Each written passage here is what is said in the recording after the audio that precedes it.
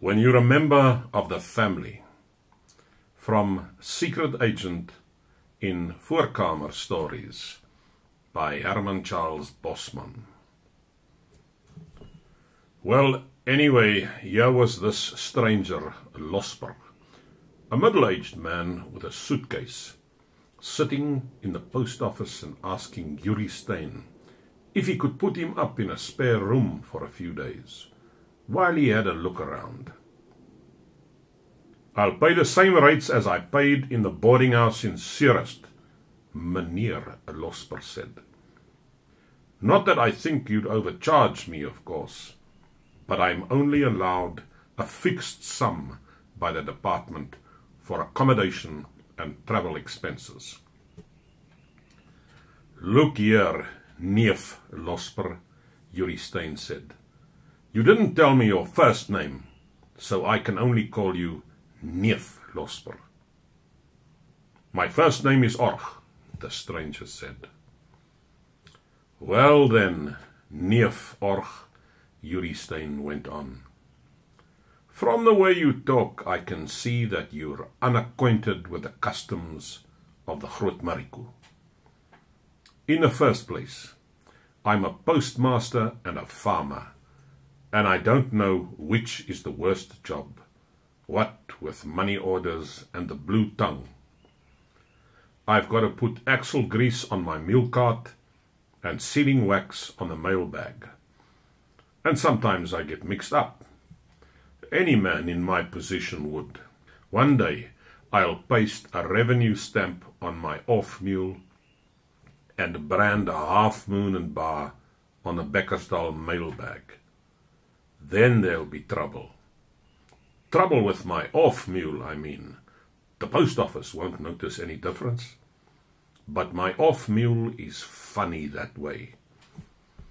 He'll pull the mule cart all right, but then everything's got to be the way he wants it. He won't have people laughing at him because he's got a revenue stamp stuck on his behind. I sometimes think my off mule knows that a shilling revenue stamp is what you put on a piece of paper after you've told the justice of the peace a lot of lies." "Not lies," Gijsbert van Tonder interjected. "A lot of lies," Yuri Stein went on, "about another man's cattle straying into a person's Lucerne lands while that person was taking his sick child to Zeerust." Gijsbert van Tonder, who was Yuri Stein's neighbor, half rose out of his rimpies chair then, and made some sneering remarks about Yuri Stein and his off mule. He said he'd never had much time for either of them, and he said he'd prefer not to describe the way his Lucerne lands looked after Yuri Stein's cattle had finished straying over them. He said he would not like to use that expression because there was a stranger present. Meneer Losper seemed interested then, and he sat forward to listen. It looked as though Gijsbert van Tonder would have said the words too, only Atnodeer, who had a wireless to which he listened in regularly, put a stop to the argument. He said that this was a respectable Voorkamer, with family portraits on the wall. "And there's Yuri Stein's wife in the kitchen too," Atnodeer said. "You can't use the same sort of language here as in the Volksraad, where there are only men." Actually, Yuri Stein's wife had left the kitchen about then. Ever since that young schoolmaster with the black hair parted in the middle had come to Beckersdal, Yuri Stein's wife had taken a good deal of interest in matters educational. Consequently, when the stranger, Org Losper, had said that he was from the department, Yuri Stein's wife thought right away, judging from his shifty appearance, that he must be a school inspector. And so she sent a message to the young schoolmaster to warn him in time, so that he could put away the saws and hammers that he used for the private fretwork he did in front of the class while the children were writing compositions. In the meantime, Juristijn was getting to the point.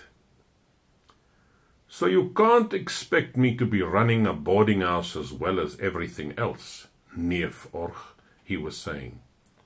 "But all the same, you're welcome to stay. And you can stay as long as you like. Only, you mustn't offer to pay again. If you'd known more about these parts, you'd also have known that the Groot Mariku has got a very fine reputation for hospitality.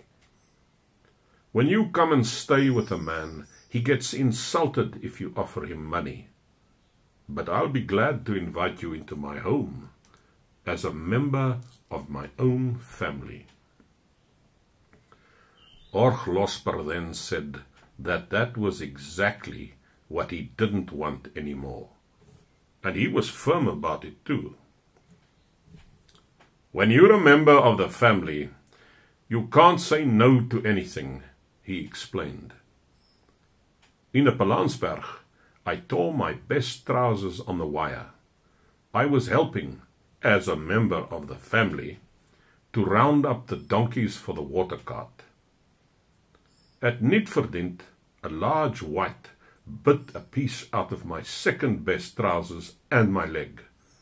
That was when I was a member of the family and was helping carrying buckets of swill to the pig troughs. The farmer said that the large white was just being playful that day. Well, maybe the large white thought I was also a member of the family. His family, I mean. At Abjaterskop, I nearly fell into a disused mine shaft on a farm there. Then I was a member of the family, assisting to throw a dead bull down the shaft. The bull had died of anthrax, and I was helping to pull him by one haunch, and I was walking backwards, and when I jumped away from the opening of the mine shaft, it was almost too late. I can also tell you what happened to me in a Dwarsberger, when I was also a member of the family, and also about what happened when I was a member of the family at the Derdepoort. I didn't know that that family was having a misunderstanding with the family next door about water rights. And it was when I was opening a water furrow with a shovel that a load of buckshot went through my head. As a member of the family, I was standing ankle deep in the mud at the time, so I couldn't run very fast. And so you see, when I say I would rather pay, it's not that I am ignorant of the very fine tradition that the Mariku has for the friendly and bountiful entertainment it accords the stranger. But I don't wish to presume further on your kindness. If I have much more bushveld hospitality, I might never see my wife and children again. It's all very well being a member of somebody else's family, but I have a duty to my own family. I want to get back to them alive." Johnny Kuhn remarked that the next time Gijsbert van Tonder had an American tourist on his hands, he need not take him to the Limpopo, but could just show him around the Mariku farms. It was then that Gijsbert van Tonder asked Org Losper straight out what his business was. And to our surprise, the stranger was very frank about it. "It's a new job that's been made for me by the Department of Defense," Org Losper said. "There wasn't that post before.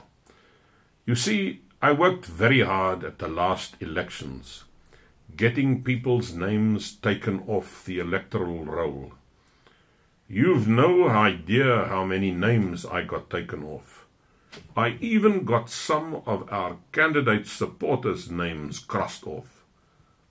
But you know how it is, we all make mistakes. It's a very secret post. It's a top defense secret.